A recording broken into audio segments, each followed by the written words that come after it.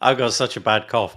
That's already the episode title. It's episode number 319 of This Week in WordPress. If I get through this, it'll be a miracle. I've got myself a pint of water, so we'll try. Thank you for joining us. Check. Yeah. Would it be a Christmas miracle? It would be a Christmas miracle. I don't actually know what that means, but I guess it's got something to do with the nativity and things like that. I'm not entirely sure. Yes. We're back. I think this is probably the last one before Christmas. Let's have a look at the date. The 16th. Yeah, thank you. Yeah, it is. Thank you, Michelle. I appreciate the fact that you're here telling me all the things that I should know. It's slightly ridiculous. Oh, I double check these things all the time. Make You're sure we very have, good. we You're very, very all good. Of those things. Thank you. So yeah, happy Christmas, everybody. I guess we should get that out the way right at the beginning. Yeah, we're going to be taking a few weeks off so that I can spend time with my children and things like that, and generally have a nice time. Hopefully, you're going to be doing the same thing too. But we're going to have a load of WordPressy stuff over the next hour and a half. If you're joining us, firstly, thank you very much. Secondly, like and subscribe, all of that nonsense, click the bell. Smash that button. Yeah, do that thing. Hit the small bell icon very gently with your mouse. Click it ever so gently. And you too will be able to know when this is happening each and every week. We are joined, as you can see, by three fabulous WordPressers. I'm going to go right into I'll go bottom corner first. I'll do Michelle first. Michelle joining us. We've got kind of two co-hosts today. Michelle Frecehtte, as always, is joining us. Well, not as always, but you're here an awful lot, and I appreciate that. How are you doing, Michelle? I'm doing well, thank you. How are you? Yeah, really good, apart from the cough. Good. Michelle Frecehtte is the Director of Community Engagement for Stellar WP at Liquid Web. In addition to that, Michelle is the podcast barista at WP Coffee Talk. More on that later. Co-founder of underrepresentedintech.com and also Can I remove the .coms? Can I just go through them? Absolutely. We mentioned that one time, didn't we? Creator of WP Speakers and WP Career Pages, the Executive Director at Post Status, co-host of the WP Motivate podcast, and the host of WP Constellations. She is an author, frequent organizer, and speaker at WordPress events.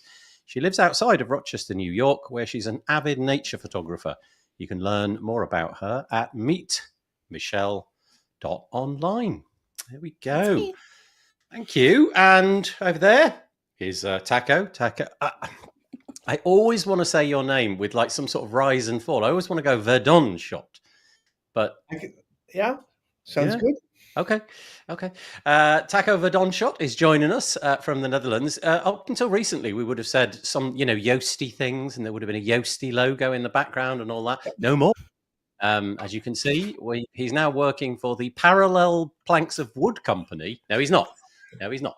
Taco is the Director of Community and Partnership at Emilia Capital and Projects. His favorite project to work on right now is Progress Planner, Amelia's project's latest plugin for WordPress. I've had a play actually, and it's jolly good. It's for turning it's kind of like gamifying your website into something interesting rather than the sort of drudgery it can often be. Next to his work at Amelia, Taco is spending some time contributing to WordPress in various ways. And outside of all of that work and WordPress, Taco recently picked up a new hobby. Okay. His remote control electric car. Nice. Yep. That's a thing?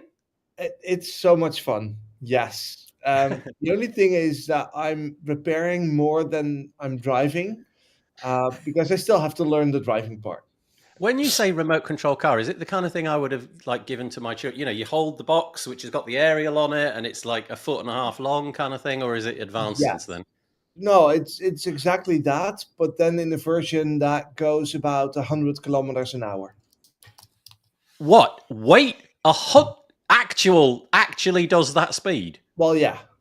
Yeah, okay, it's no surprise that you're right. Okay, if you haven't learned the steering, no wonder you have to repair it. Yeah, there's no surprise. Any given wall becomes like a totally death knell object. I haven't finished the bio. Sorry. You'll find Taco driving around his hometown of Witchen. Close. Yeah. Oh. Sorry, all those Dutch things. Wichem. That was my second guess, yeah. Wichem in the Netherlands, and you can find him online on X and Blue Sky, where he's known as Taco Verdo. Thank you for joining us. Really appreciate it. Thanks for having me again. And finally, by Tim Nash, who always pops in an interesting bio, and I haven't read his yet, so here we go. Tim Nash is oh gosh, here we go. Tim Nash is the Santa Claus of WordPress security, delivering the gift of safe and secure websites to organizations worldwide. When Tim isn't guarding sites against Grinch-like hackers, he's making spirits bright with his witty insights. A trailblazer as bold as Rudolph. He joined Blue Sky this week. So, Nathan, it's time to update your starter pack. Blue Sky has this. Go on, Michelle. Taco and I need to up our bio game whenever Tim's around. Oh yeah, you too for sure. ChatGPT. Tim updates them every single week, and it's highly entertaining that you do. I appreciate. I want a haiku next time, Tim. It's got to be in the form of a haiku. We've already done a haiku. Oh, I didn't know. Okay. Sorry, we've done haikus. We've done various poems. We did a song, the limerick. But Nathan refused to sing it, which I was disappointed. Maybe we should put some of them to music or something, and I could get out. Get the ukulele out and Suno, use Suno. Or that. Yeah, Suno, the darn thing. I mean, that's brilliant. It's crazy making, isn't it? If you're a musician and you come across Suno, it must be a little bit soul destroying when you click that button and 10 seconds later something half decent pops out. I mean, I know it's not music in the sense that you're going to go out and buy it, but you've got to imagine that it's eating into the market share of like jingles for radio and things like that. Where the whole point is that it's mediocre at best. Anyway, there's our panel. Thank you very much for joining us. I really appreciate it. We'll get onto the WordPressy stuff in a minute. Just to say that if you are lurking here and you fancy putting a comment in, that would be great. We'd really appreciate that. I'll tell you the best place to do that, and it's here. wpbuilds.com/live. Let's see if Tim's going to respond to that. No, he's not. I thought he might put his hands on it or something. No, yeah, he's sort of looking at it. wpbuilds.com/ exactly. wpbuilds.com/live. Go share it, write us a comment. If you're there, you've got two choices.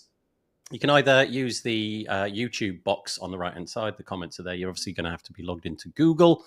And if you don't fancy that, there's a little black button, I think it says live chat, inside the video player. And you can press that and you don't need to be logged into anything. And so feel free to give us a chat once more. wpbuilds.com/live. Let's see if anybody's joining us apart from us. Well, we do. We've got several dozen people joining us, but whether or not they're going to make comments is yet to be seen. Happy Monday, friends. Thank you, Courtney. Really appreciate that. She's joining us. And then we've got Tim and Michelle. Michelle's kicking off the weather. Thank you. It is 38 degrees Fahrenheit, 3 degrees where she lives in Western New York. I don't know what it is here. It's about 11 degrees. It's actually quite nice. And you don't know what the weather's like, Taco. You not look out the window and sort of guess. Well, I can. It's drizzling. But... Yeah, okay, yeah. This is typical where I am. That's basically what's happening. Courtney also says it's right at freezing, foggy.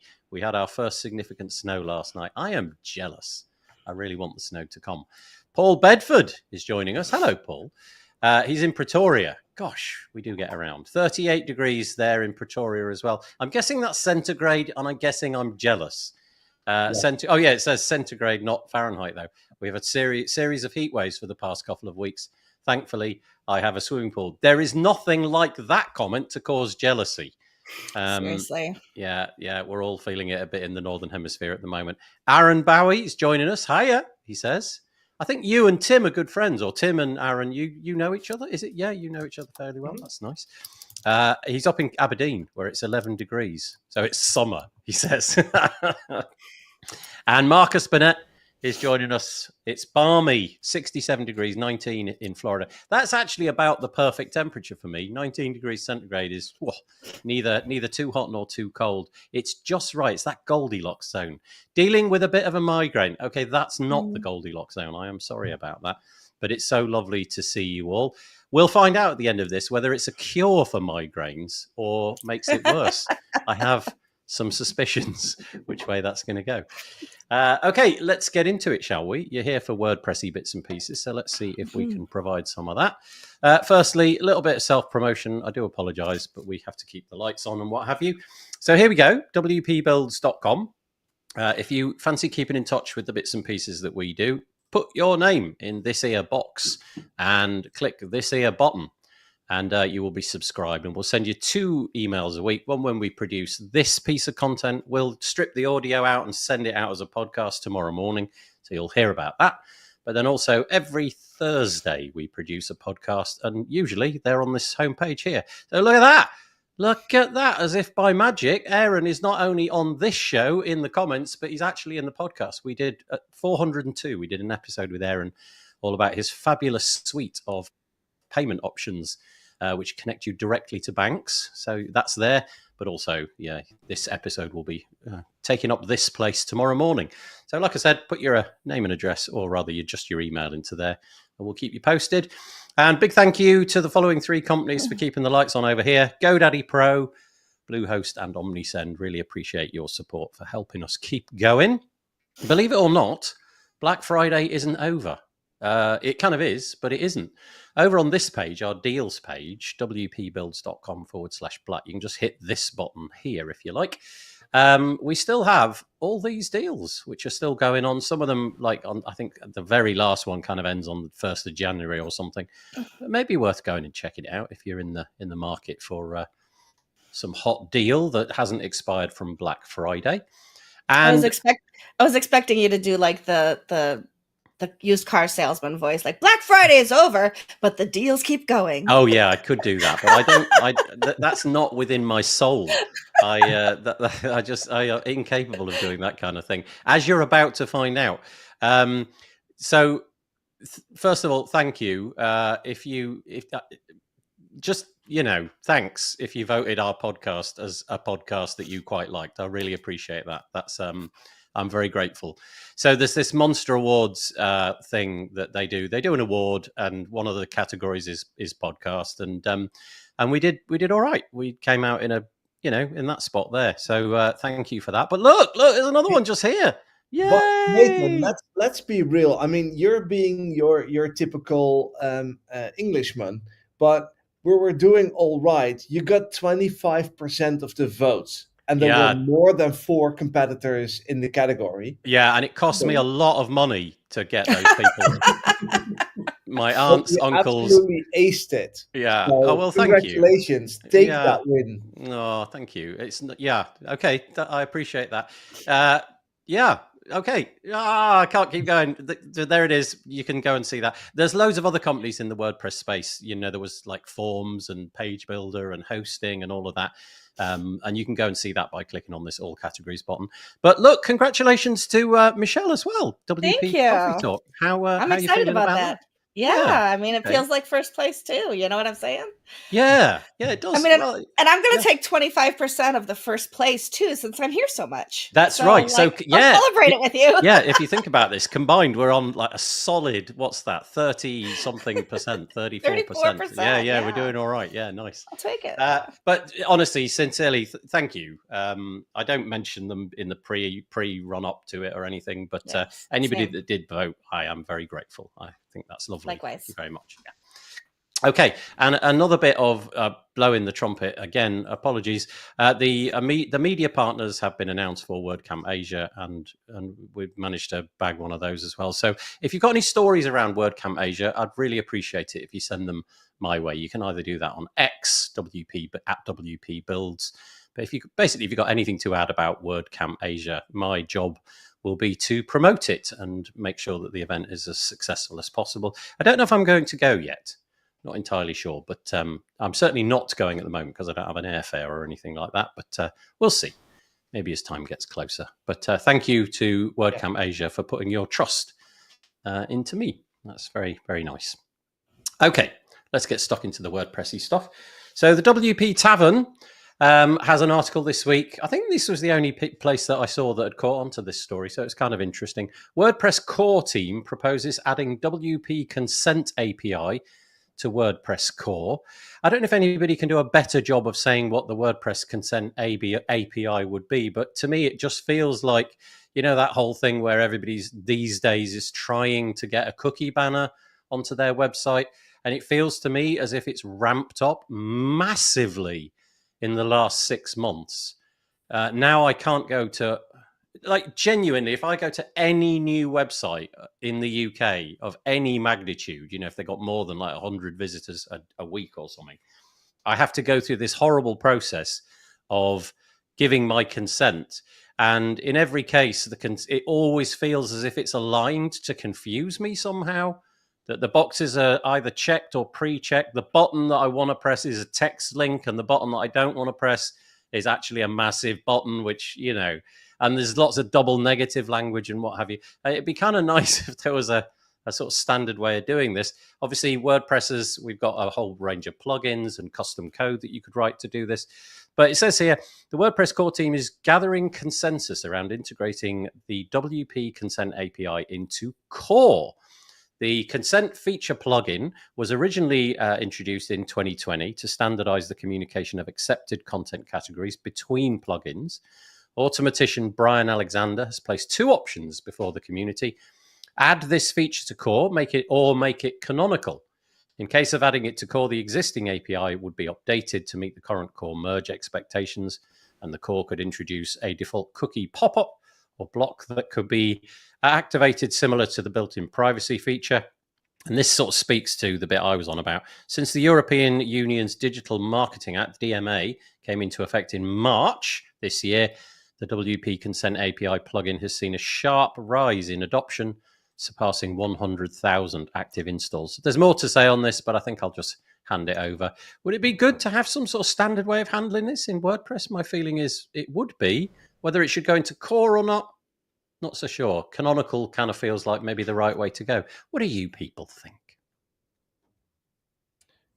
Yeah, I kind of agree because, as you said, every larger website is showing it. And that is because you only have to get consent for cookies if you actually set cookies or do anything with tracking or analytics or what have you. So it's not for everyone. And so I would say it's plugin territory. Yeah. Okay. So I'm going to go the counter just to be play devil's advocate and say it probably should be in core, on the grounds that to do this properly, if you're actually following the law, the cookies aren't meant to be placed until you consent.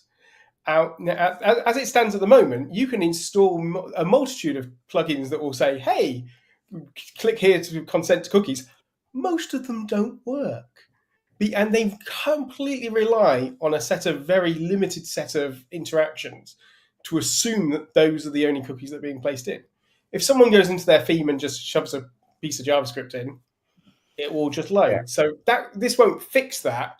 But this would, if by putting it into core, you're at least giving a proper authorized route for this through there, and you could if you're going to set a cookie, you just follow the standard core way of doing it, and then the consent API will work with it automatically.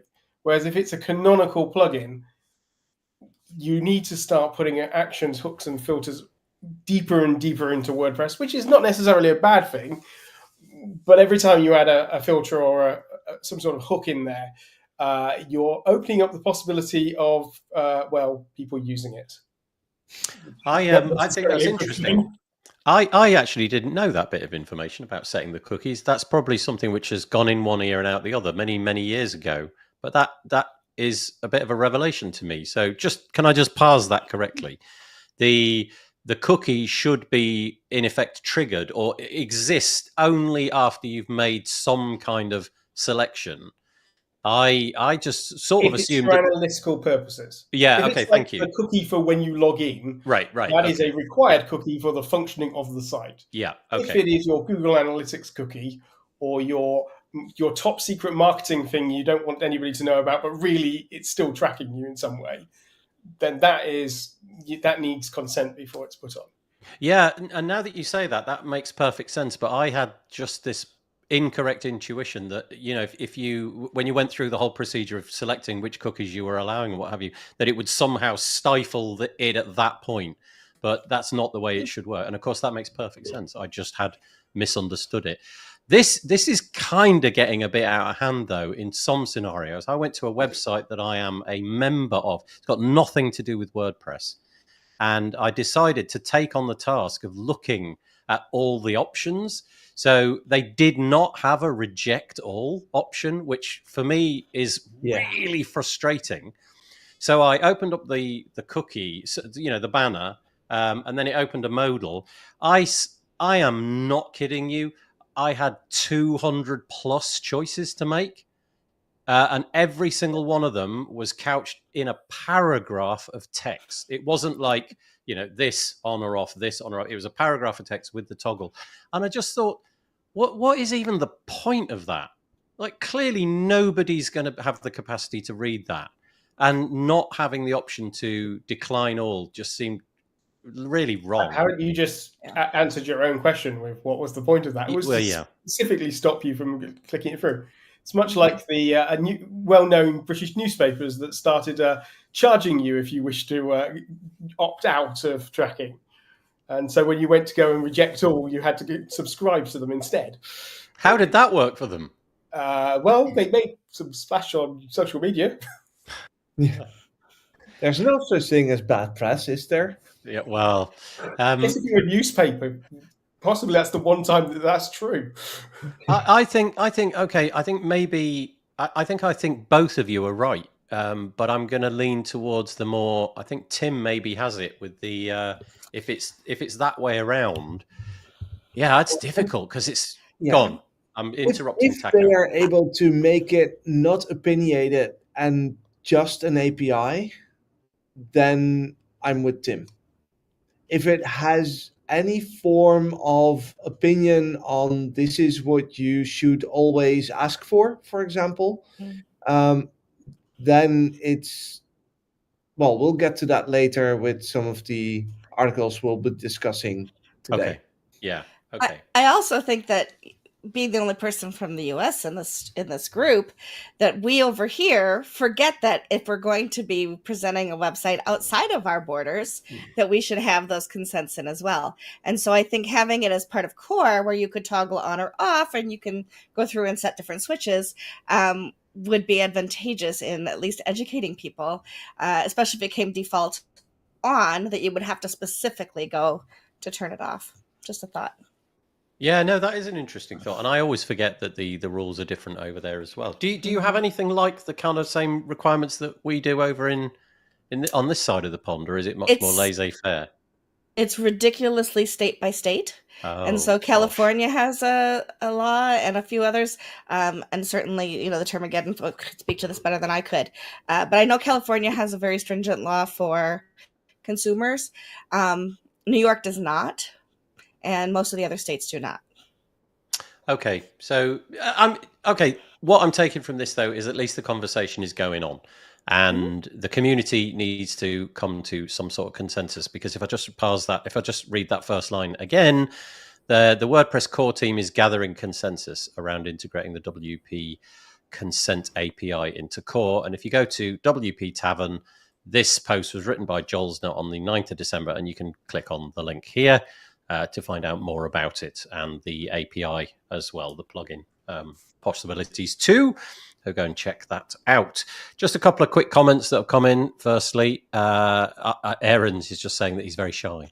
And thank you, Aaron. I know that coming on a podcast was not necessarily the first thing that you wanted to do, but I appreciate you staying the course. That's great. Thank you so much. Hi, says Giles. Hello, Giles. I'm guessing this is Giles that I was hanging out with on Thursday in London. Should talk about that. That was really cool. Patricia says hi as well. And getting into the content banners, she said, with so many switches, they're awful. I love those with the reject all one click. To me, that should be the law. Maybe it is, and these companies are just ignoring it. But the reject all, to me, ought to be the standard. That ought to be the absolute baseline. Well, apparently that wasn't defined in legislation. So the workaround is to completely bombard people with options. So they're going to go for the easy, whatever. Yeah. Damn. Honestly. Here we go. Google Analytics, says Elliot. Hello, Elliot. Google Analytics cookie compliance policies require users to provide explicit consent before cookies can be used to collect personal information. So that just sort of spells it out from the Google Analytics side. And that's what Tim was saying, I guess. Of course, don't. The caveat from Elliot is don't use Google Analytics anyway. And Influence WP is saying hello. They're in North Carolina. Hi, and just joining us. Thank you for joining us. Appreciate it. Right, let's get back to the bits and pieces. We're all done with the cookies, are we? Yeah. So. Okay. Yeah, I mean, we are literally all done. Never done with cookies. Oh yes, get in. They were. Can I just point out, they were not cookies, they were stroopwafels. We all know. Correct. Miniature ones. Yeah, I know. You taught me how to say that word. Michelle has... Are they pancakes, Michelle? These are stroopwafels. Oh, it's stroopwafels all the way down. Tim, where's your stroopwafels? He's looking sad. Sad Tim. Sad Tim face. No stroopwafels for you. Tim. Oh yeah, you'll get some in the mail very soon.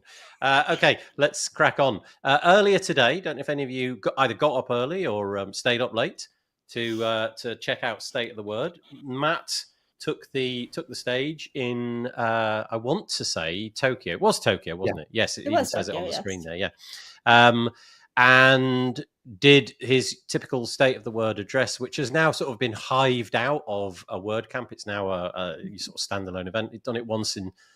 Is it now just Spain and this one where it was a sort of unique event? Yeah, 2 in the United States. Okay, thank you. First were in New York City and then Madrid. And that's then right. Yeah, that was the COVID times, wasn't it? That was still during COVID when it was super small in person. Yeah. I was there for those ones. So Matt took to the stage and essentially summed up the previous year. Do you know what's kind of interesting is if you obsess about WordPress like I do, then it's kind of an event where every single thing that comes out of his mouth, you sort of go, yeah, I knew that. I knew that thing as well. And there was at one point when Matthias came on the stage and asked the crowd about, has anybody heard of block bindings? And he looked at the crowd, and we couldn't see the crowd, but he said, "Oh, there's a few people." And I think he meant there was literally a few people. And it really did make me think, oh gosh, I am at the end of a spectrum of being interested in WordPress. It's not good to be as interested in WordPress as I am. But the reason I'm saying that is because these State of the Words, most of what Matt says, I've at some point covered in a podcast or what have you. But what did you make of it? Was there anything in there that you thought was interesting, revolutionary, something that you wanted to highlight, or was it just, knew it all already? Well, the pianist was absolutely fabulous. Pianist was fabulous. Yeah. Yes. Yeah. Open with Claire de Lune. It was very nice. Yeah. And I think that also Junko deserves a shout out. She presented in Japanese, so I was very happy with YouTube subtitling because my Japanese is non-existent. But it was really interesting to see her like this because we've met several times in the past and always had conversations in English. And um, English is not an easy language for her, not for me either because it's also a second language. But she's typically using a translator app on her phone to help her get by. Also, listen to presentations, listen to people, and seeing her shine on that stage in Japanese, having sort of the full expression power that she uh, can have because it's her native language, was absolutely amazing. Nice. And Yeah, I so agree. when you say about, because I was watching it, but I had it I had to do various other family chores at the same time. So it was on live, but I had to sort of turn away at various points. And I think I missed that entire portion, plus another few bits here and there. But are you saying that YouTube in real time is transcribing or was that done in the room by and put on the screen by somebody that was actually standing in the room? I don't know. No. I clicked the closed caption button on YouTube. Oh, then it's YouTube. Yeah, that's amazing that it can do that. Okay, so Tim, anything? Michelle, anything? I was almost bored by it. I'm gonna say there was nothing exciting, nothing new that I wasn't expecting. Matthias did a great job at explaining what was coming up and those kinds of things. So I did, I wrote down a few things about percentage of the web and things like that Matt presented. And I am impressed that there are so many people on a regular basis contributing, like literally thousands of people contributing every year to just to core alone, much less all of the other projects that go along with WordPress. Yeah, it was well done. I did a watch party through Post Status. We had about 15 people all watching together on Zoom this morning, and the comments were mostly like, "Why is nobody asking the harder questions about the drama that's going on in WordPress?" And honestly, I'm kind of glad that it didn't turn into that, quite honestly. But I also understand why people would want to know that. I think Taco's question that he posted on Twitter was really funny too. So I think we're going to talk about that a little bit later. So I'll let that go for now. Okay. Taco, it looks like you were about to say something, but maybe not. Well, I want to choose my words carefully because I think the most interesting part of the state of the word is the decision not to talk about some subjects. Okay. Yep. And I mean, we had obviously an interesting week with some stuff that we'll talk about later, but where Matt basically completely lost the injunction against WP Engine, and it was half a byline in the state of the word. While this is the one thing that's been keeping our community busy for the last 3 months, ever since WordCamp US. There have been longtime contributors have been banned from the project. And today, during the State of the Word, he goes on that stage and says anyone can contribute to WordPress. That doesn't add up. There is a new checkbox that replaces the I'm affiliated with WP Engine. Should we just take a look at that quickly? Because it's kind of a bit of a moment, that, isn't it? Okay, so let me just see if I can find it. I genuinely don't know what I make of this. So this is me this is wordpress.org/login. And here we are at the redirect. So everything looks normal, and we'll get into what's now missing the other day. But we now have this. It says pineapple is delicious on pizza. And apparently, I'm not even going to try and put in my username and password, but apparently that box is a requirement, yeah? Yes, it is. It is. Mm-hmm. What do you think is going on here? Because my intuition was that this was just like a light-hearted way of kind of making, how to describe it.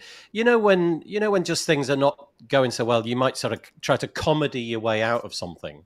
I wondered if maybe that was it. It was just a light-hearted way of doing it. but it doesn't seem to have gone down too well on the social networks I've seen. The only time I've seen it, actually, that's not true. A few people saw it as something funny and lighthearted and a nice way of sort of offsetting all of the bits and pieces. But I think most people framed it as what's going on. So what do you three make of it? I think it's good that there's no way to double check if you really find it delicious or not, because in order to log in, I had to check that box this morning. So of course I like pineapple on pizza. You have to, but you have no way to know that for sure. Yeah. I my intuition when I first saw it was I thought that it was going to be there very temporarily. And it maybe would get mentioned in the state of the word. It was just going to be something which would, I don't know, get a few moments of attention and then it would be pulled. But let me just quickly refresh and see if it's actually still there. It's still there. I just checked. Yeah, it is. It's still there, isn't it? It's kind of interesting. Yeah, it's very strange. Tim, anything? Most Taco, of the people anything? who would have been doing that are now asleep because they're all in Japan. Oh, okay. Yeah, okay. But it is. If it was, it's a joke. It's clearly meant as a joke, right? But given the feelings of everybody, what poor taste! And I know that we always have a go at people when we're like designing by community, having committees for everything, passing it through some sort of vetting process. But I feel at this stage, having a bunch of people who go, do you think that's a good idea? And that's not going to upset a few more people? Like, the entire of Italy. Have we upset enough people? No, we're going to... is pineapple not a thing over there? Okay, right. Is it possible that somebody has done this without the knowledge of others? As a sort of... It was changed by Dion, who's made all the changes to .org on behalf of Matt in the last couple of months. Okay. So, unlikely. So, no. Okay. Just curious. I just think it's fascinating. I'm not saying no. I'm saying unlikely. Right. Yeah. No, I understand. Yeah. I love to just mess about. Basically, I really enjoy that. So on a great many levels, personally, I think this is quite an interesting ruse, and I get it. I get the sort of, okay, we had a thing. We've changed out the thing, but here's a nod to the thing that we got asked to get rid of. And again, we'll get to that in a minute. But it's definitely not necessarily gone down the best. As it happens, I actually don't like pineapple on pizza. So I am very conflicted now because I've said it publicly. So I don't know what and that's the thing. I mean, had this been added on April Fool's and not be a required checkbox, then it would have been a brilliant joke. Yeah. But with everything that's been going on, reading the room, it's just silly. And the fact that we sort of have to discuss it, and I know I brought it up, but it is beyond insane because we have so many bigger problems to tackle with the direction of WordPress and with everything going on, that a state of the word where we're going to go, it's all unicorns and rainbows and whatever order you usually say those. I'm sorry, it's not. Businesses are struggling because of decisions that have been made by the project leadership, aka Matt in person. And if you want to have a state of the word, this is what you have to address. And he didn't. And I think that is sad. And yeah, it should have been different. If I'm very interested in audience participation, we never do this. I don't think I've ever done it in the 319 shows that we've done. I've never asked for particular comments, but I'm going to ask. If you could personally swap out that checkbox for anything, what would your sentence say? So, we've had the WP Engine thing. We've now got the pizza is delicious. Sorry, pineapple is delicious on pizza. Like, just keep it light, please. I don't want anything, horrible or incendiary. Just give us a laugh. What would you have put on that page? And we'll come back to state of the word, but let's just go for this. We'll go through some of the comments. Here we go. Just before you do that, Nathan, can I just sort of reinforce what Taco said? Yes. Which is that this in many ways, there was going to be three outcomes from this state of the word. There was going to be something stupid was said, and it was all going to blow up. And we would have been, our pre-show would have been much more interesting. We would have had this, which was we're going to celebrate ourselves and we're going to do this. It was so scripted, and people were falling. You could tell the bits where I feel there was two versions of scripts, and they probably didn't know which version was going to be said until the morning. There was words were skipped over. There was a lot of confusion at sometimes of what certain sentences were going to be, and you're like, I wonder if that was a different sentence was meant to be there. We could have had a third option, which was a healing moment, without having any, without you didn't have to miss anything, or you could have had a healing moment, and we didn't get that, and so we just carry on in this really weird world where we're going. WordPress is wonderful. We're democratizing the web. Everybody can contribute, except for anybody who clicked an emoji once in a Slack room, or were on Twitter at the wrong moment and decided that they liked something or disliked something and made a comment. So we are in a really weird parallel universes between these 2 points, and this gap is feeling like it's getting wider. And so it was a real shame that we didn't have that healing moment where we could have all got behind. And the other thing was, it really was a boring talks. The test was not interesting. I mean, it's good to hear about responsive controls coming back in for blocks. That sounds cool and interesting. And obviously the real-time stuff that was demonstrated, very cool demonstration. Yeah. It's really hard to do and not centralized stuff. So I'm really looking forward to seeing how they're going to manage this for the next decade, because I suspect it's going to take a very long time before that truly makes it into core. But yeah, this could have been a healing opportunity. And I just, And that raises the question, who's the state of the word for? Because it wasn't for the inner WordPress community, because like you said, Nathan, there was nothing new. You've seen all of this already. And I think that was true for anyone in the room and the 400 people watching the live stream live. Is that kind of the point though? Because is the name, because we don't have anything in the UK, but I think the name is a spin on State of the Union, isn't it? The address that the president gives. And forgive me, Michelle, being the only American here, I'm going to lean into you as the person that knows everything about that. I've lived here 56 years, so yeah, is the idea of the State of the Union and therefore the state of the word? Is it supposed to be that it's a mechanism to say what we did with then it's little bit of time for what we might do? Yeah, it's mostly like, where are we today, right? So what has brought us to where we are today? It's the state of things now with a look to the future, but it isn't about the future. Yeah. Okay. So maybe that event is for that. So my comments about, I follow obsessively the WordPress project. So it kind of, I felt like I knew it all, is also actually reflected by, I think it was Patricia. She says, she, like me, it's such a bobble that we already knew most of what was said. But, that is probably the nature of the event. I've got to say, I think Matthias in particular. So, sorry, say that again, Taco. I didn't catch it. Yeah, so to briefly interrupt you, one of the politicians was very active in the post status Slack earlier today and pointed out that the State of the Word 2023 was viewed on YouTube 28 million times. So if that's indeed true, I didn't fact check it, but if that's indeed true, then we are not the target audience for this. It's the broader community, broader WordPress user group. Yep. I would say too, I'm sorry, just like the State of the Union for the United States, I am not one of them. I do follow politics, but most US citizens do not follow politics. And so the State of the Union is a way once a year to bring everybody kind of up to date with what's going on in our country. Okay. And I think the same is true, right? So there's a lot of people who use WordPress that aren't focused on the things that we are insiders to. So I think that's very true.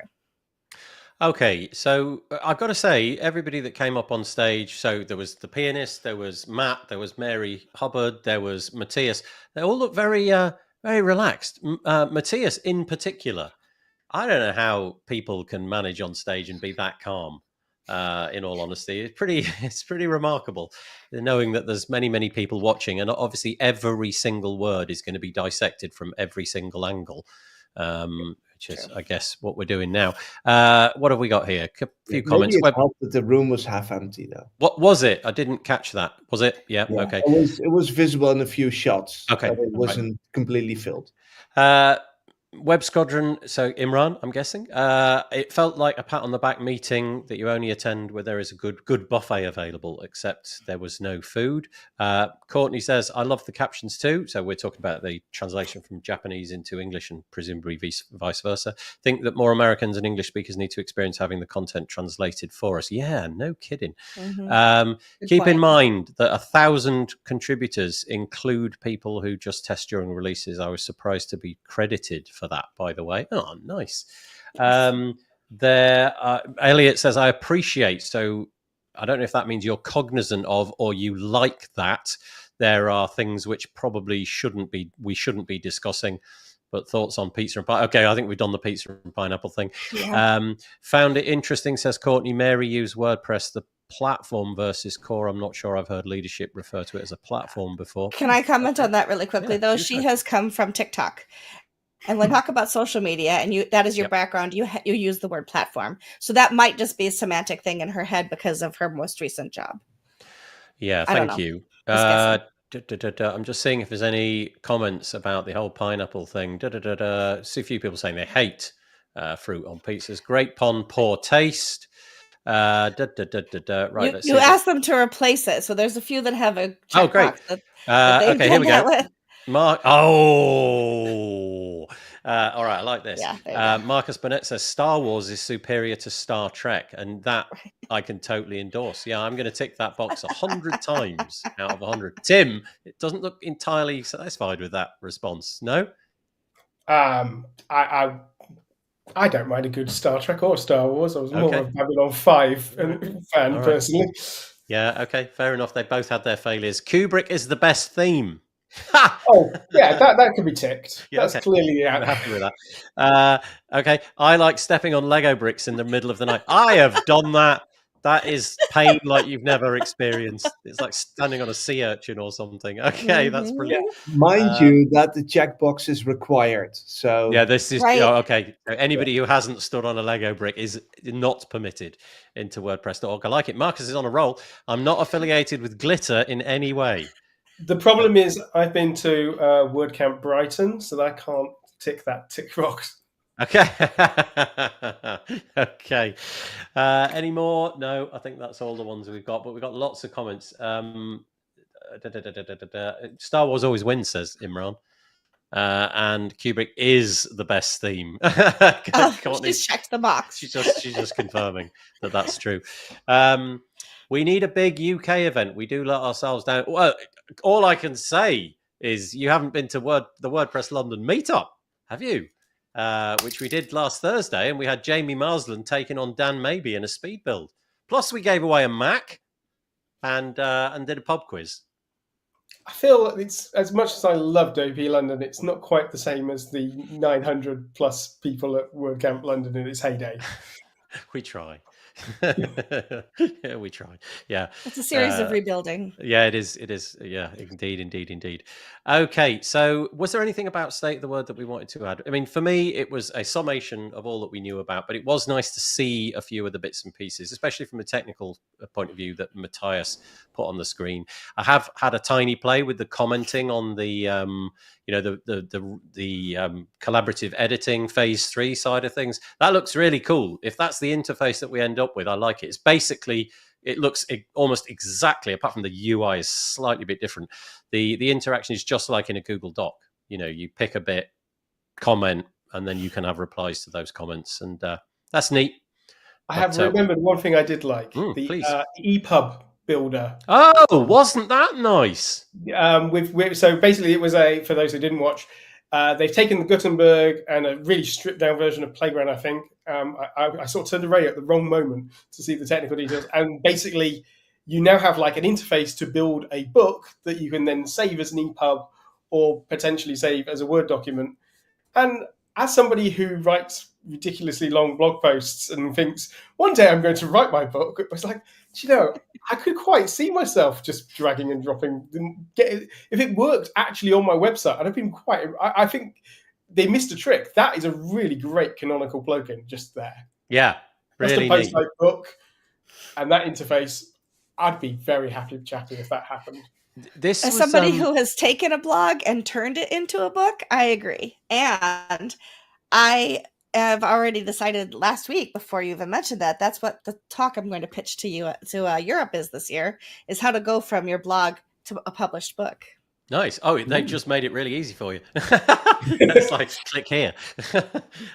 So they showed dragging in an EPUB document into basically a blank Gutenberg screen, and it just sort of dropped in with all of the different pieces, the images and what have you, and that was just really cool to see. I mean, to be fair, it wasn't them actually doing it. It was a video, and it was obviously, I think it was created so that you could see what potentially would happen, because it, that the icons coming in didn't look like real icons on a real desktop, but you get the idea. But also, one of the things that was really nicely done was the video, I thought, where Matthias showed off the sort of zoom out view.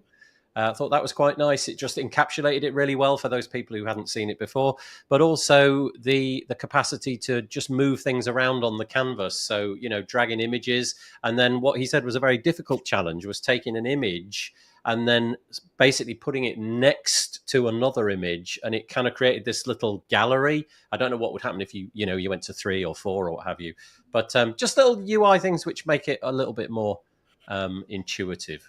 So yeah. You remember when you used to open a thing and all the windows would just open on top of each other in Microsoft? Oh, that's all I was picturing there. Yeah. Did you ever do that where you literally opened up like 900 and you didn't know how to make it stop, and they just kept I've done turn it that. off. Just switch it off, and they just keep coming. I've got to make this comment. That was really nice. Thank you, Jackson. Appreciate that. He came on last Thursday, and he said it was best ever meetup last week, I'm guessing. And the pub quiz was epic. And the zoom out is cool. Yeah, I would agree. Okay, So where did we get to exactly? We did that one. I think we were here, weren't we? State of the word. Have we said what we need to say about that? I think so. Yeah. Okay, great. Okay, in which case we'll move along. Let's do some charitable thing. So WP Gives a Hand is a WordPress-based charity that comes around at this time of the year. And if you are in the WordPress space and you are making money, the intention here is that for a very short and limited period of time, so between I'm making it really hard to read. I'm sorry, I've highlighted it and it looks really difficult. From the 23rd to the 29th of December, so for this very short window of time, the idea that you would give a proportion of whatever to the charity. Now, last year, let me just get this right. Last year, $11,200 was made by 16 companies and 9 organizations. And, it's not the biggest numbers you've ever heard in your life, but it's giving a hand. It's making a start.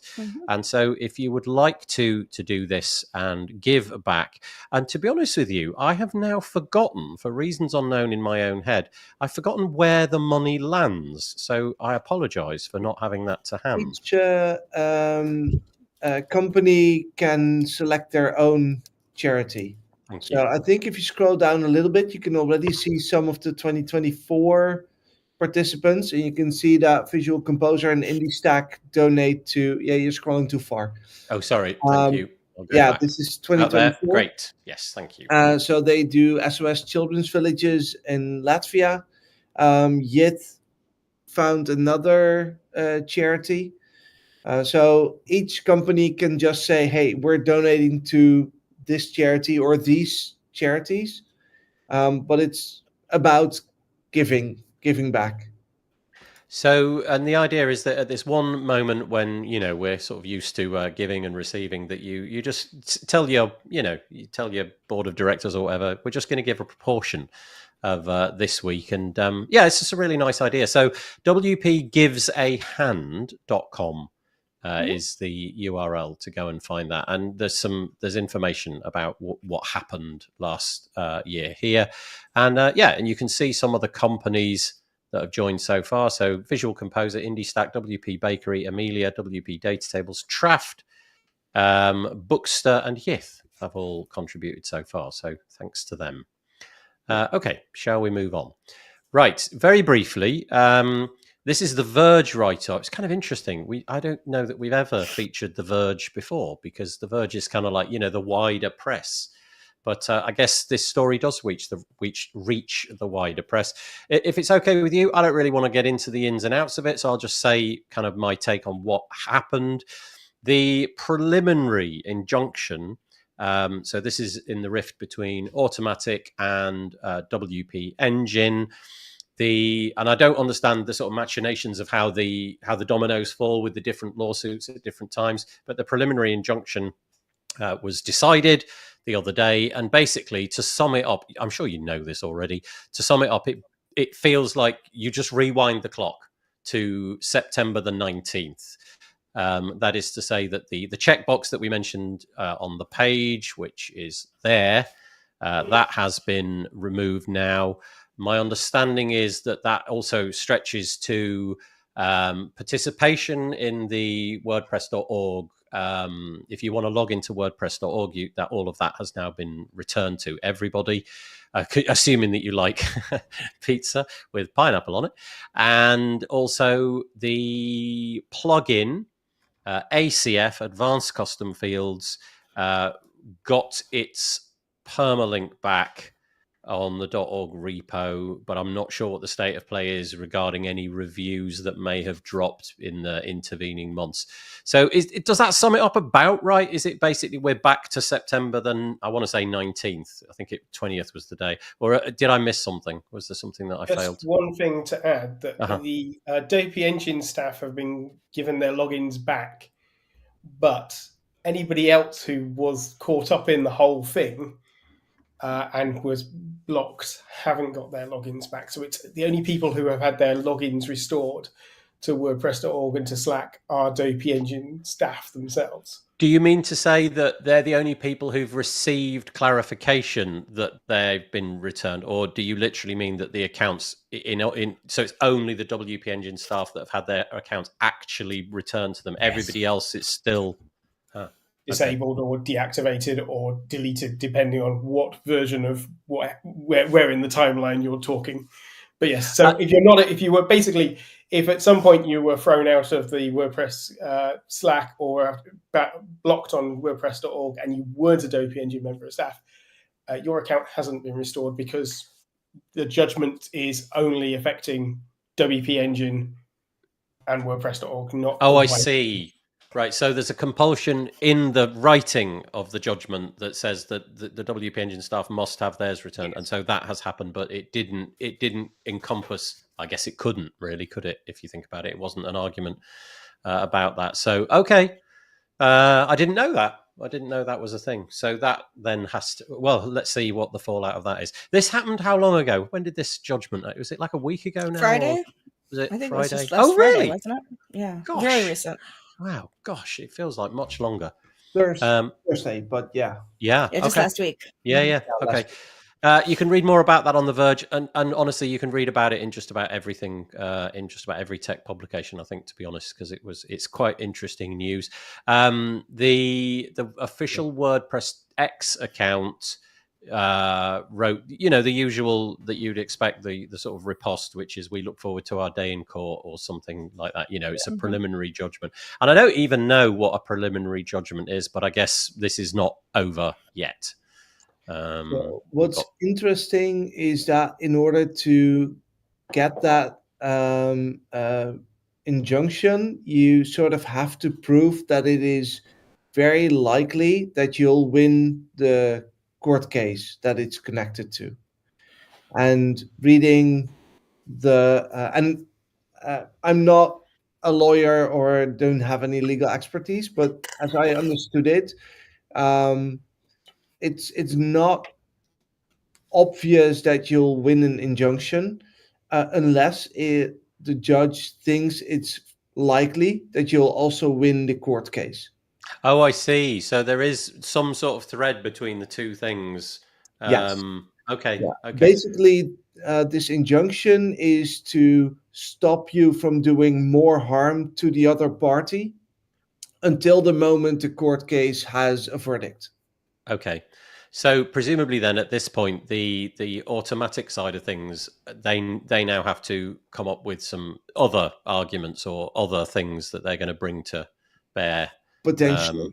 Yeah. Yeah. Tim, you look like you're about to Well, I was say. going to say, so an injunction is literally that. It's somebody going, stop, just hold, sort yourselves out. But so it's not saying that Automatic have won or lost, or that WP Engine have won. Or the injunction, but the injunction is just saying, stop. We must give an emergency relief, which is their way of saying aid, effectively to protect, in this case, WP Engine from what Automatic have done. While part of that is them to say, WP Engine have to say, look, there's a reasonable chance we're going to win. And the judge has gone, yeah, there's a reasonable chance. You've got to remember there's still things like discovery, which is where they basically exchange a bunch of emails. There's loads of other stuff. So just because the injunction has been granted, it shouldn't, in theory, weigh on the decision of the judge further down the line. Right. But of course, at the same time, we're saying that it's the same judge. So if this judge had now gone, well, there's at least enough grounds to make me pause. And these arguments, they use the word not convincing, which I think probably is a good word set. So if it's not convincing now, Automatic really do have to somehow prove with evidence that it's going to become more convincing.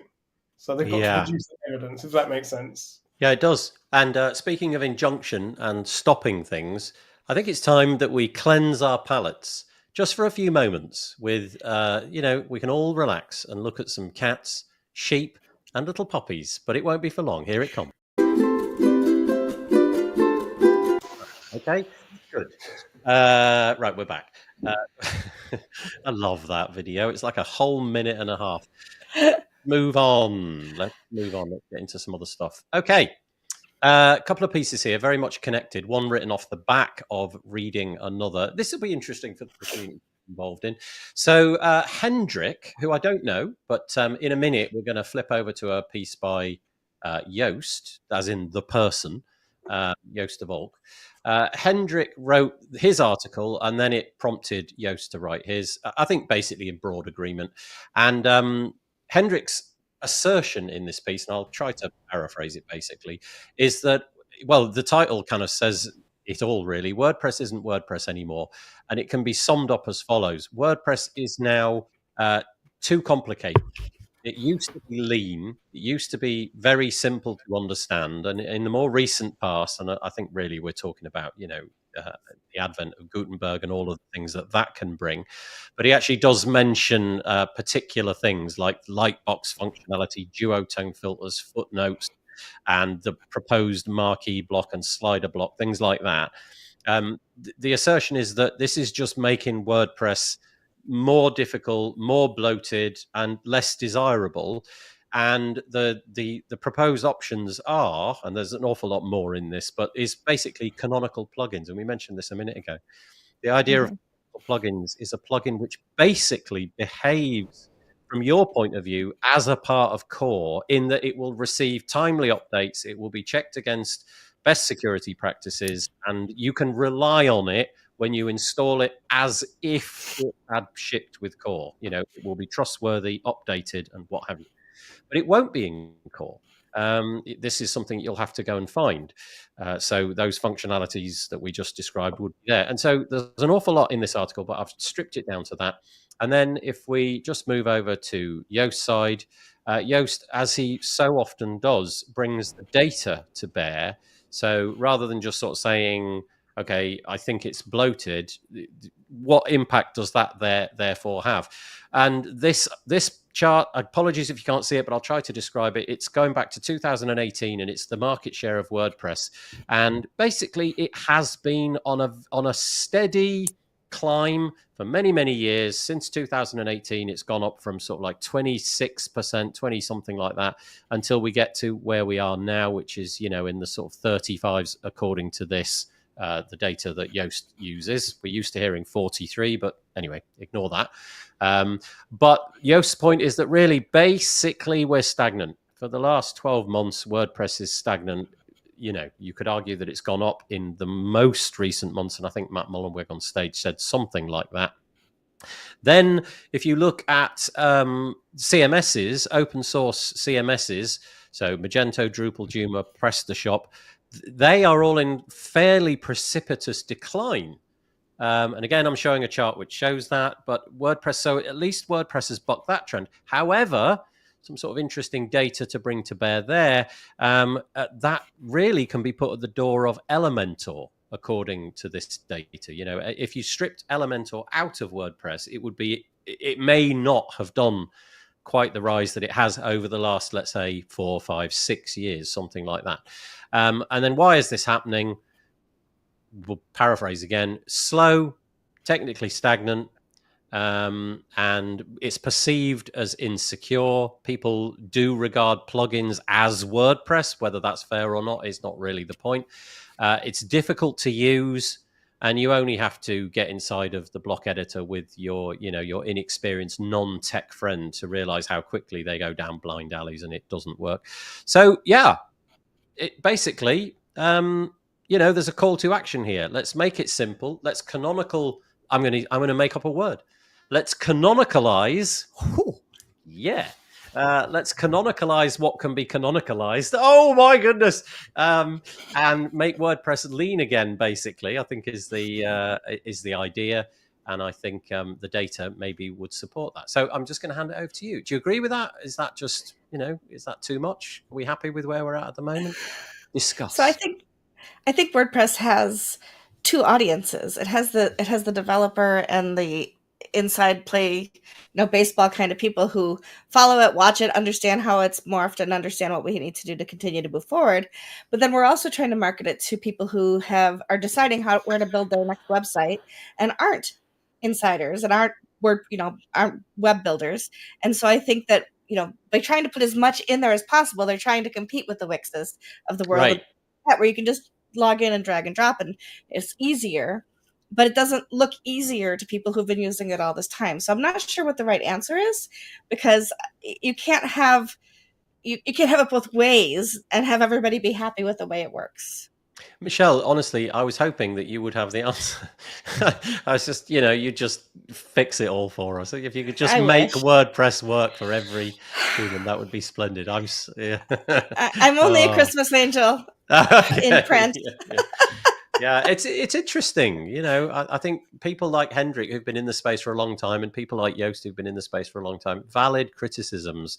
You only have to watch, like I said, people inexperienced trying to use WordPress, especially the site editor, and like, what am I doing now? Mm-hmm. Where have I got to? What is this? Am I not on the page anymore? No, you're not. Oh, you're no longer editing the page. You're doing the header now. Really? Okay, right. Okay, and so it goes. But okay. Tim, Taka? So, first of all, canonicalize is a word, I'm afraid to tell you. I haven't made it up.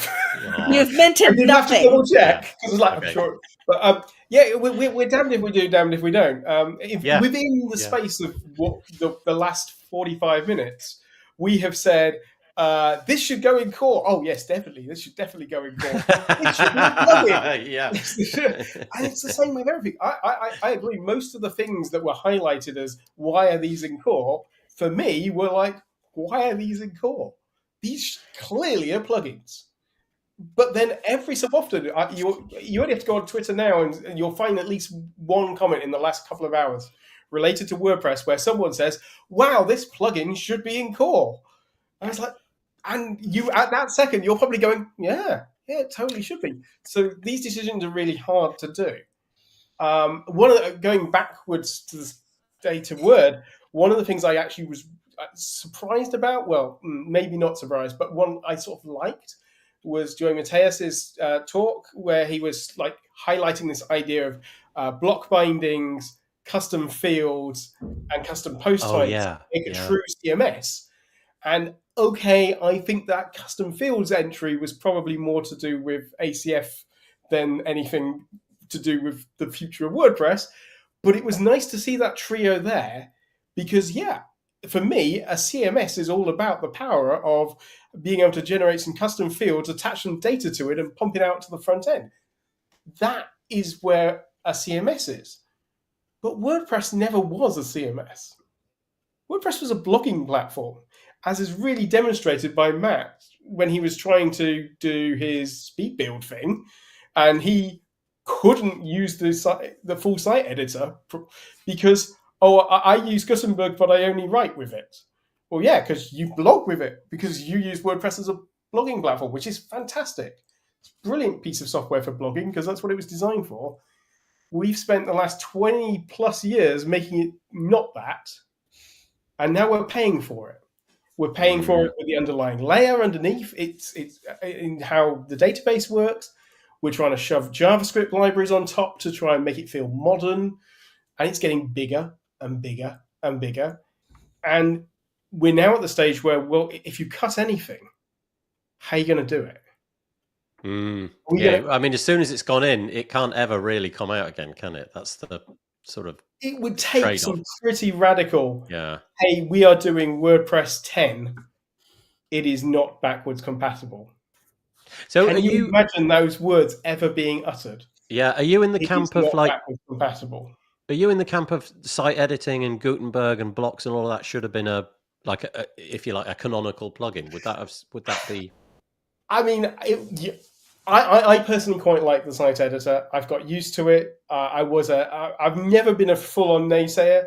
I remember sitting with Tammy Lister at WordCamp London many years ago. We're talking maybe even 10 years ago. And her talking about the idea for themes and that they would just be a JSON file and some CSS. And pretty much thinking, that's pretty cool, but utterly crazy. It's never going to happen, and it did. So, from that beginnings to where we are now, it's amazing. And I think there's a really good case for we're here. We cannot go backwards.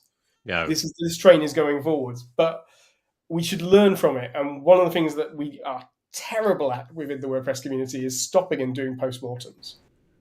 Yeah, we will only go forwards. We will not look back at our mistakes.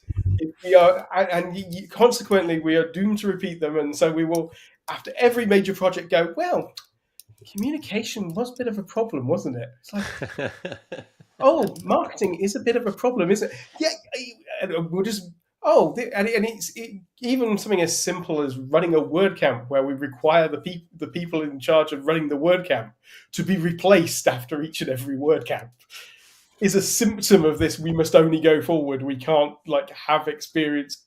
Yeah. Anyway, that's okay. Anyway, that didn't solve our problem. No, I don't think you were going to solve the problem on a podcast. In all honesty, but it was worth a shot. Taco, have you got anything to say about that, or shall we press on? Well, I really sometimes have a hard time envisioning what it would look like if we take that other route. So will it make it harder for me, not being a developer, building a website? Or is it going to be easier because I can pick and choose the elements that I need? And I don't know. So I prefer to rely on people who have experience building a lot of websites like Hendrik. Interesting, yeah. Just following what they say. I'm going to link to both of those pieces, both the Yoast piece and Hendrik's piece as well, into the show notes, which you can get. You'll drop into your inbox tomorrow. But also, if you search for this episode, it's number 319 on WP Builds. After Tuesday, the 17th of December, you'll be able to find the links there. I'm going to skip a few bits that I'd put into the show notes just because we're kind of running out of time. So I'll go to this one next. And this is a nice little feature added into Cadence. If you're a subscriber to Cadence, you've now got something called the Cadence Temple. Temple? What the heck happened? Yeah, the Cadence Temple. They've built a shrine to something. By the way, can you just get in touch with Ben Rittner for me, Michelle, and say that we need a Cadence temple. The cadence table block. Yes. And it is what you'd imagine. It's a table block, but the kind of the thing which is of interest is that and I'll just read it. The new cadence temple block advanced will redefine how you display. Oh, did I say it again? Did I? Did I really? You did. That's hysterical. It's in my head now. Right, let me pause that. Let me do it again. The new cadence table, hold on, Nathan, block will redefine how you display data on WordPress. Unlike the standard core table block, this advanced solution lets you insert any block into table cells. And so that's kind of why it's interesting to me. So you can see some sort of interesting ideas here where you've got images in certain table rows, you've got email addresses with, I'm guessing this is custom post type data, social handles and things like that, pricing tables, the usual stuff. But the idea of being able to drop any block into each and every cell, I just thought that was kind of interesting. I'm gonna start dropping tables into tables into tables. Oh my gosh, it's going to be Inception all the way down. Right. Yeah, drop a really complicated spreadsheet into one table cell. And then another one, another table cell. Please have Amber Hines or someone check how that works. No. I think we can just assume. But neat idea, and not one that I thought of. So kudos to the Cadence team. Presumably you can pick that up if you're a Cadence subscriber already. Yes. I would imagine. Block temples are the future, says Tim. They are. Yeah. You can. There's so many things I could say. It does feel like we have to pray to the gods of blocks to make them go in the right position. So fair. Cadence doesn't ask you to worship us, but we're not going to say no either. Okay, there we go. So there's that. Go and check it out. Cadence WP. It is on their blog, and it came out. This piece was on the 5th of December. Go check that out. Okay, let's move along. AI, it's all the hotness. You can't move for AI, and Automatic are getting in on the act. They have acquired WPAI. Gotta say, I'm not familiar with that tool. I've kind of all of my efforts in the AI world have ended up centered around things like the SaaS versions, if you like, the Chat GPTs and the Anthropics and what have you. But they have acquired it. It says, today we're announcing the acquisition of a company that's going to help us in our mission, WPAI, which is a startup with the following people involved: James LePage, Greg Hunt, Julian Gallatin. I'm so sorry. I'm so bad at names. I could be wrong about this, but I seem to have a memory that no sooner had this been bought than the previous tool, WPAI, was shuttered. And if that is in fact true, presumably then this was a question of acquiring the people and not necessarily... It's both. Is it a bit of both? So it's what the WPAI is carrying on? Or did I get that? That's my understanding. I chatted just very briefly with James last week and asked him, because I hadn't read it yet, if he was going with it. And he said he's committed to, I believe, a year. But they brought in the product and the people who've bought it to support it as they move it forward. Yes.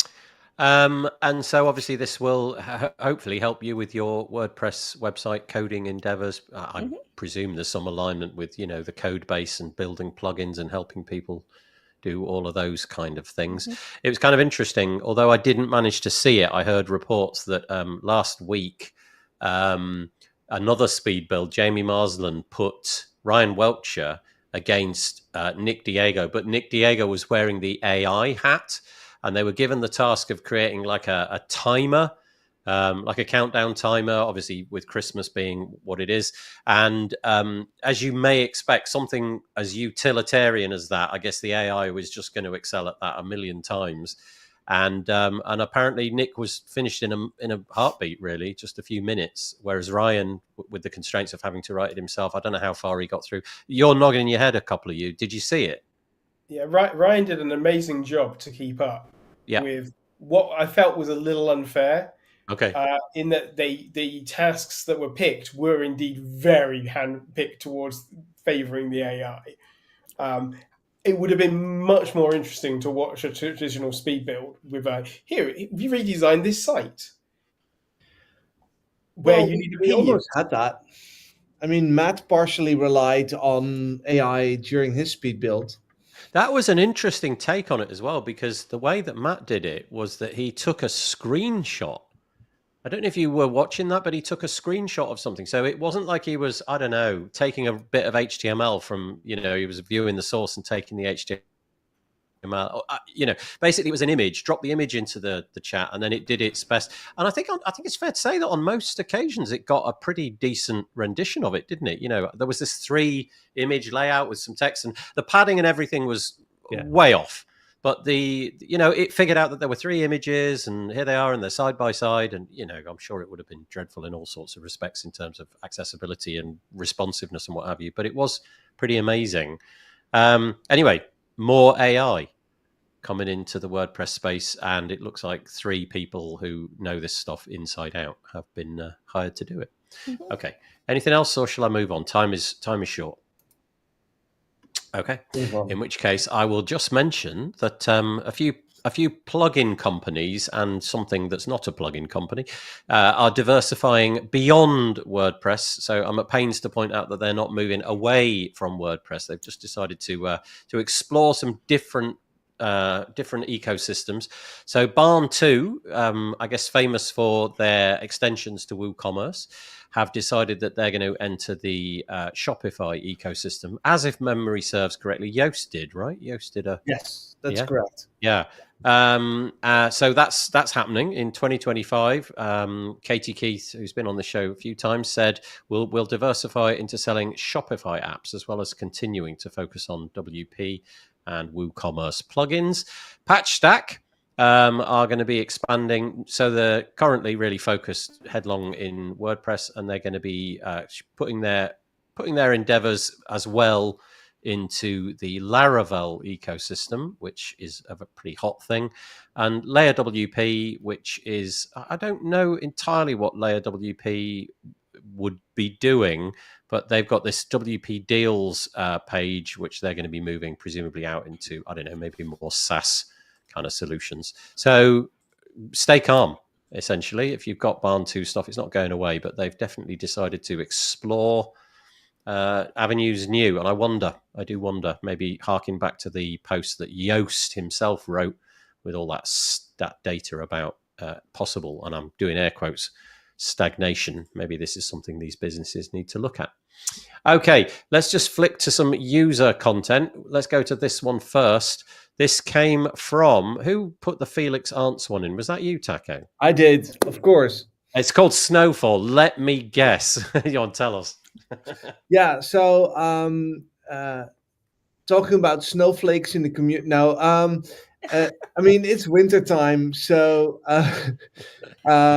everyone needs snow on their website. And back in the day, you would load complete Java applets to make that happen. But Felix Arntz, being on the WordPress performance team, built a performant version that adds snowfall to your WordPress site. Nice. So there we go. Fun. And it's on version 1. And yes. I would imagine that if we come back to this in 4 years' time, it'll still be on version 1, but it probably does what it needs to do. So if you need snowflakes on your website, everyone does. Oh no, I'm not doing it. I'm not going to do it. But you said something, and I'm trying to write it down. You said something. I think you said everyone needs snowflakes on their website. Of course. Yes. I'm just writing that down, and I'm not going to manage it because I've got to keep talking. But I'll try to write that down in a minute. That could be the episode title. Okay, so there we go. I will link to that in the show notes, but it's on Felix Arntz's GitHub repository. It's a release candidate, but no doubt it will put all the snowflakes on your WordPress website. Did anybody else put in links? Because I've got a few here that I can see, but I'm not sure if they were. I gave you one. Did you? I gave you one. It's a Reuters link. That one. That's the one. Yeah. Oh, go on. Spill the beans. I'm surprised this is happening. I heard about this for the longest time, and I just assumed it would never actually happen. But here we go. I think most of us assumed it would never happen. But TikTok is being banned in the US because our government doesn't understand how it actually works, and that the information that we're using is housed here in the US and isn't being sent to the Chinese government to figure out, what dances we like the best, I suppose. But yeah, it's being turned off. Yeah, it's important. Sorry. It's being taken out. It's being taken out of the what do you call them, the app stores on both iOS and Android, and we will not be able to update them anymore and things like that. So, but do you know? Does this mean that the application, so the app on, let's say, Android and iOS, does that mean that it will be removed from your phone involuntarily, or does it just mean you'll be stuck on the version that you're on? my understanding is that you'll be stuck on the version that you're on, Gosh. which, as we all know, eventually will probably stop working. Yeah, and also, my understanding is that even with VPNs and things like that, it's going to be difficult to keep it updated if you keep it. So.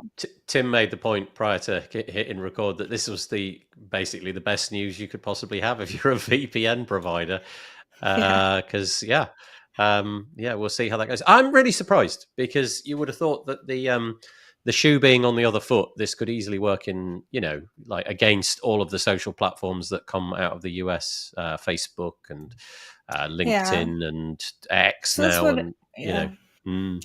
It's, I mean, I think it's a sad state that it's, anyway, I use TikTok a lot because I'm a single person who lives alone, and starting with the pandemic and lockdown, that was my connection to feeling like connected to the outside world, because it's people in action. It wasn't just reading Twitter or reading Facebook, things like that.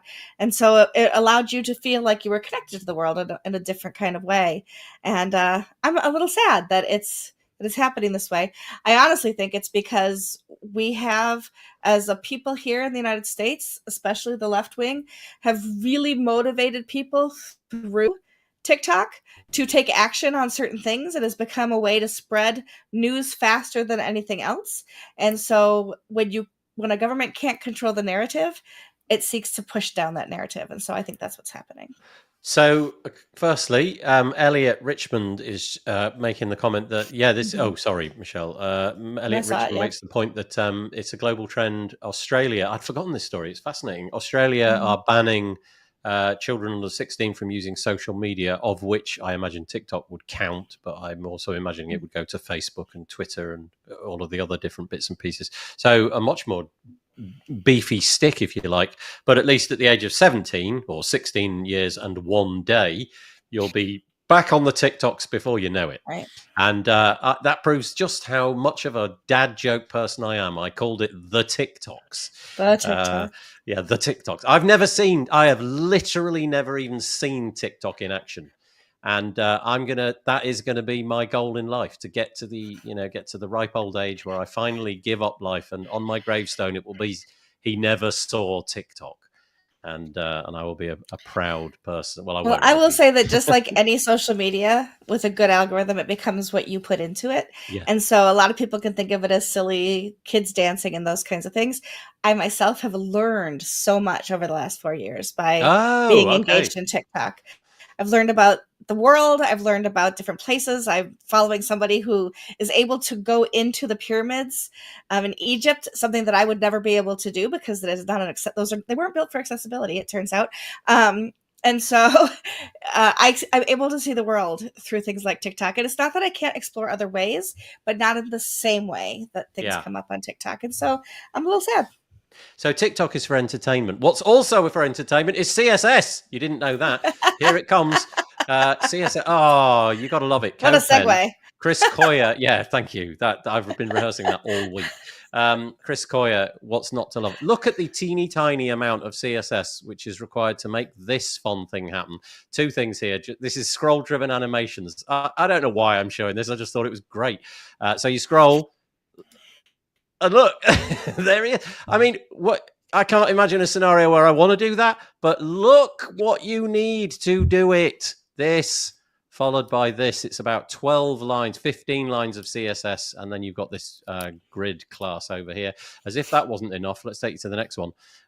This one is a different take on the whole thing. And again, look, basically no HTML. And this time we have this much CSS, a little bit more.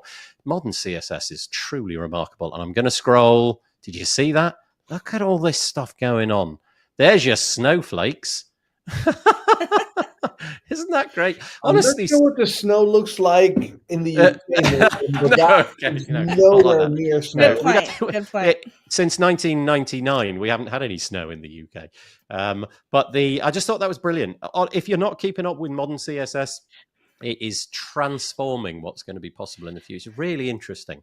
But I want to end on this one because I don't have words for it. This is the BBC talking about Google's new chip. They've got this, excuse me, quantum computing chip. It's called Willow.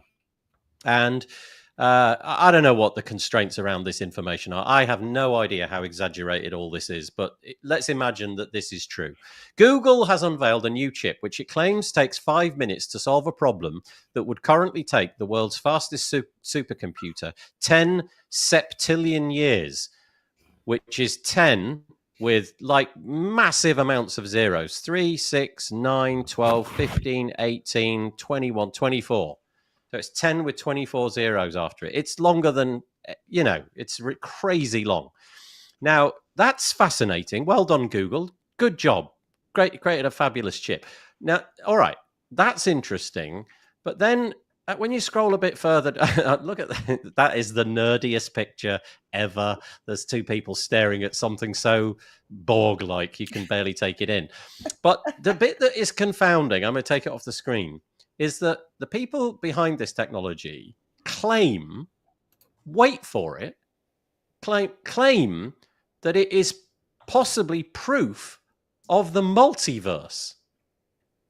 They claim that the leap is so astronomically large that it might be in some way using other universes in order to solve the problem. The qubits are literally interacting with other universes. I have no words.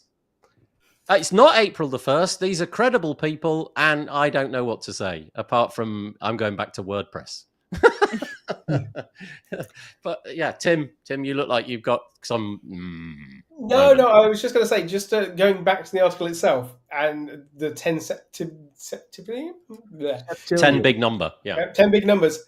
A computer 10 years ago couldn't count that high. Wow. When it starts at naught and went all the way through, Yeah. it would run out of... It couldn't actually do it. And it would die, and you get a kernel panic. So just to give you that as a thought, that the number is so big that a computer couldn't count it. But just to me, it's insane that somebody who's a computer scientist is leaping, like they've made this chip and they're leaping into like multiverse in order, because the jump is so astronomically, unexpectedly big that, anyway, Willow, it's coming for your job. Thanks, Google. But it's okay because there's somebody in another universe doing the same work as you are, so it's completely fine. Only they don't wear glasses or something like that. Right, that's it. On that bombshell, I'm going to say a very big thank you to our three panelists. We've got our co-hosts Taco and Michelle. Thank you very much, and Tim Nash. That's it. We won't be back until after Christmas. So, I hope you enjoy that. If you do celebrate Christmas, enjoy it. Thank you for joining us today if you made a comment. Does anybody want to have a particular sign-off? Are you doing anything exciting over the Christmas period, or are you, just hunkering down with the family and friends? I'll be spending not the Christmas days, but the days around it, working on something new to be released early in the new year over at Progress Planner. So, nice. Yeah, just drop that and then leave. That's how you do it. Yeah, I've decided I'm going to work on something very important over the Christmas holiday. I've just decided it. I'm going to work on something truly revolutionary. When we come back in January, your minds will be blown. I'm going to work on my novel. Yeah, I won't actually do anything, frankly. I'm going to sit in a chair and enjoy it. What about you, Tim? I'm going to eat mince pies. Yes! Sort of just stare out the window. I think the Daily Mail declared that we were going to have 10 days of snow, which is obviously not going to happen. But, no. I get to look out the window and pretend that there's 10 days worth of snow there. Mince pies is fully endorsed from this side. I love the mince pies. Okay, that's it. That's all we've got time for. We'll see you in the new year. Take care. Stay safe. Thank you, you three. See you soon. Waving. Oh, yeah, we haven't done the waving. My word. Thank you for that. Gosh, I was hovering over the bottom there, and I would have regretted it. Can we do the waving? Thank you. Everybody smile. There we go. Thank you so much. We will end it now. And if you three want to hang around and have a chat afterwards, we'll do that. But the rest of you, thanks so much for the comments. And Mark Westgard, I've only just seen your one. Thank you for joining us right at the 11th hour there. Appreciate it. See you later. Bye. Bye.